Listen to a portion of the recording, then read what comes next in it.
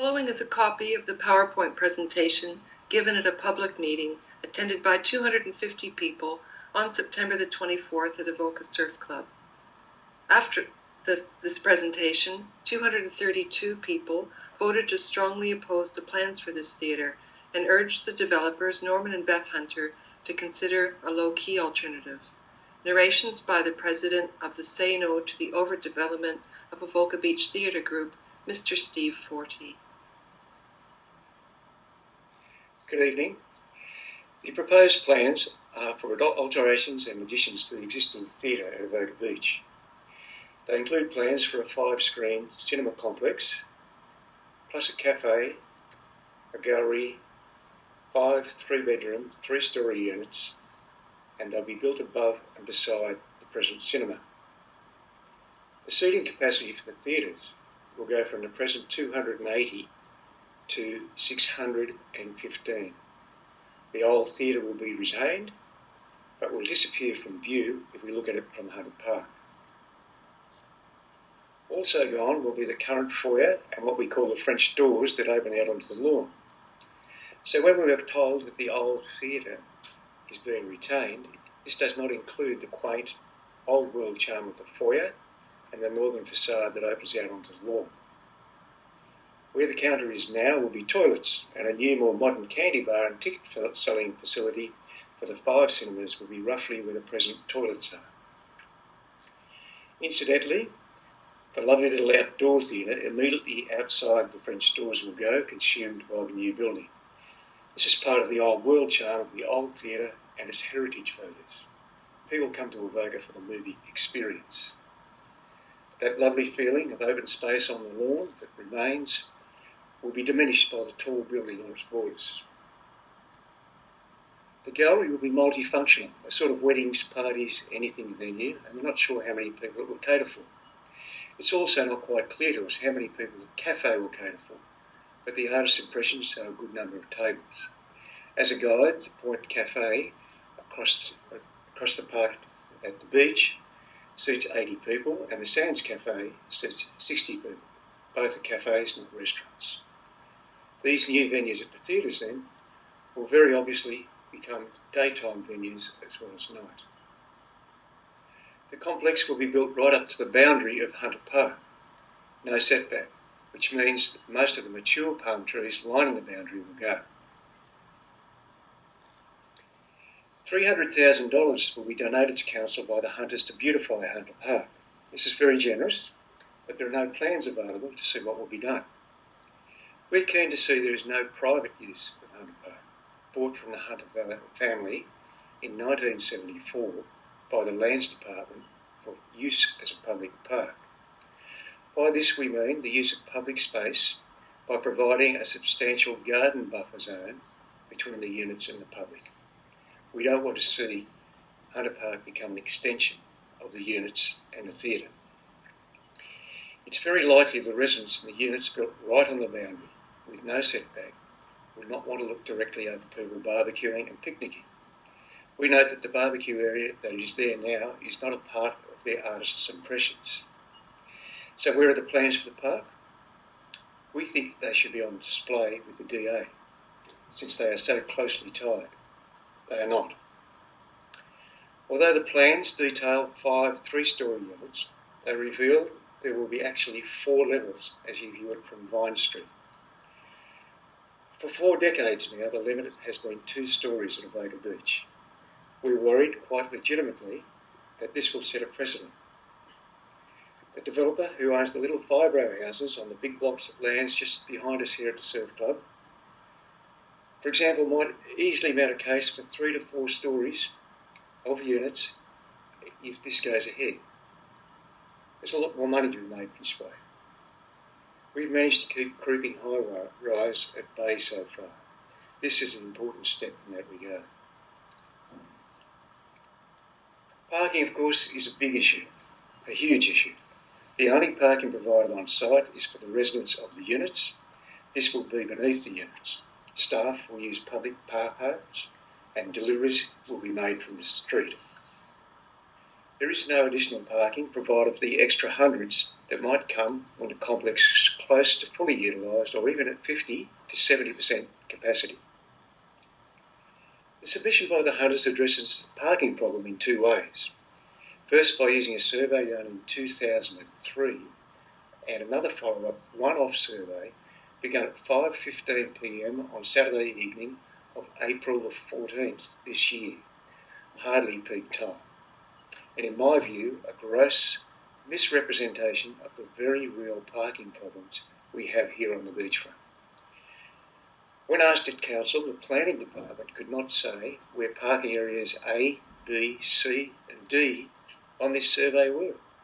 So this survey means nothing to us. We've done our own survey and it speaks for itself.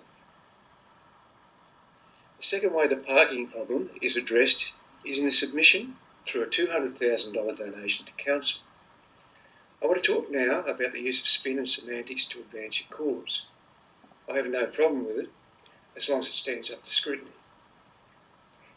The developers, the hunters, have a deed of agreement to donate $200,000 to put a decent surface on the car park across the road from the theatre. This dates back to 2005. This agreement refers to the existing car spaces across the road in the unpaved car park. It does not provide any extra spaces because it didn't at the time.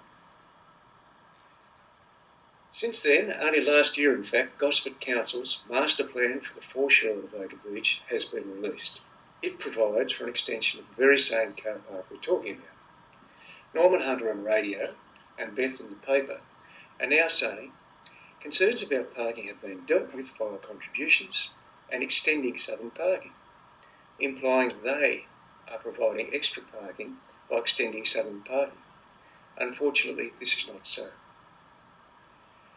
Even with the extension, in fact, there will be no extra car spaces in the area at all because Gosford Council's master plan for the beach will take away the front row of parking along the beachfront, several other spots, and spots on the eastern side of the club as well.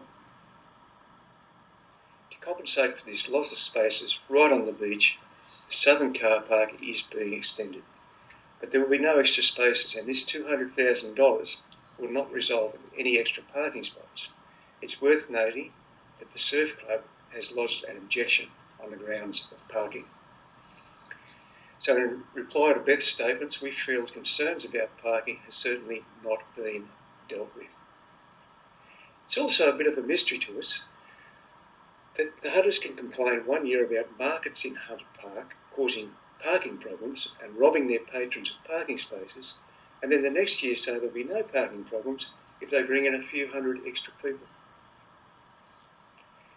The owners plan to use their new complex for functions, and the possibility of church services is mentioned in their submission.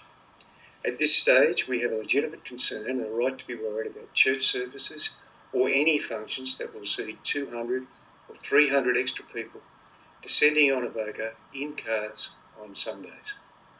We feel this has the potential for parking and traffic chaos around the beachfront, like many of us experienced yesterday. There is, as you know, only one road in and out of Avoca, and it is a single-lane local road. We are already at capacity. Norman Hunter made the point to Scott Lebo on radio last week that there is a peak parking period at the beach caused by beachgoers during the daytime, and the theatre only peaks at night. It's a fair point, I suppose, but last week I was only down at the beach for 2 days. On Wednesday at 11 a.m, the car park was full, and there was a big crowd at the theatre. On Sunday, 23rd of September, a large function took place during the day at the theatre, in addition to the movies. It's a bit naive to have us believe that the hunters won't want to operate profitably during their daytimes by filling the cafe, holding functions, and having movies going all at once. 60 people for the cafe, 100 for a function, and a theatre operating at only 20% would see a few hundred here all at once. Church services would see more. Parking is potentially a huge problem if this development goes ahead.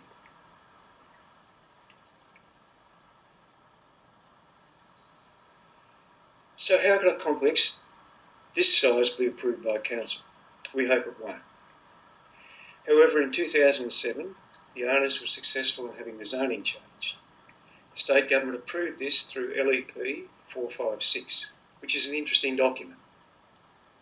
The aims of the LEP: to enable the land to be developed for mixed-use commercial and residential development. Now, some local people, are worried about the fact that if the theatre closes, the hunters will sell both blocks and high-rise units will go up. That's the last thing we want, a very worst-case scenario. But if this did happen, the new owners will be bound by sub-clause 4 in the LEP. The maximum height for a building erected on the land is 10 metres, not to mention the public opposition they'd face. Given the need to build up for drainage purposes, a 10-metre height limit would restrict any residential development to 2 storeys. The high-rise unit block is a furphy and maybe a little scaremongering. Subclause 3 of the LEP says the floor space ratio should not exceed 1:1. The plans exceed this by 254 square metres or 14%.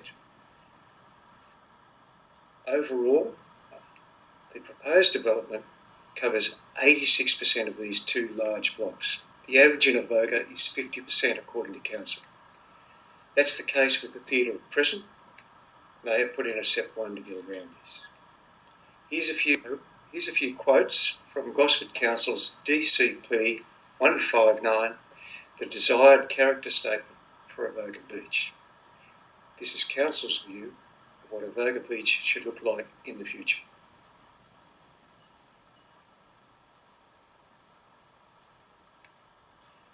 Subclauses 4 and 5 of the LEP say the maximum height should be 10 metres, except if it is used for cinema purposes and is an integral part of the design of the building.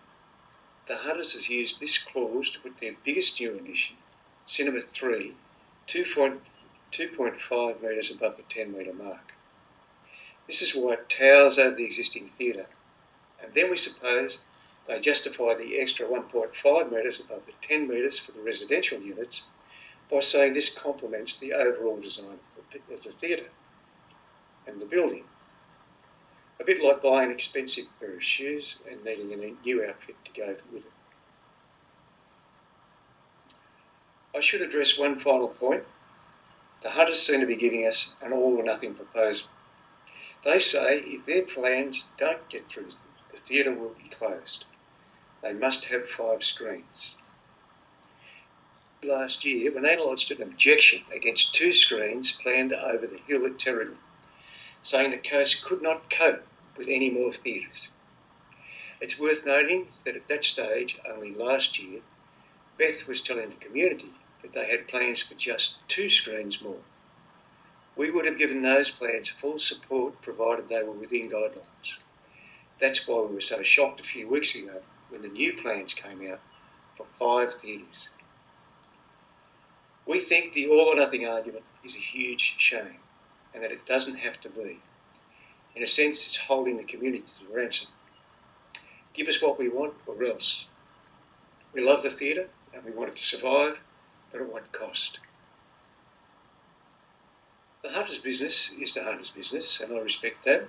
I'm not about to ask them for their business plans. But we can't see how 5 or 6 two-storey units within guidelines would not make them a handsome profit and enable them to run their theatre unencumbered, possibly with an extra small screen or 2. We simply don't buy that all or nothing argument. In summary, we oppose the 5-screen theatre complex for 3 reasons. It's too big. It's totally out of character with our relaxed, low-key village atmosphere. It's an overdevelopment on our fragile beachfront that will change the nature of Avoca Beach forever. It will set a dangerous precedent. It will create traffic and parking problems we simply can't cope with. And finally, it will see the end of the old world charm and heritage values that we cherish so much in the existing theatre. Thank you.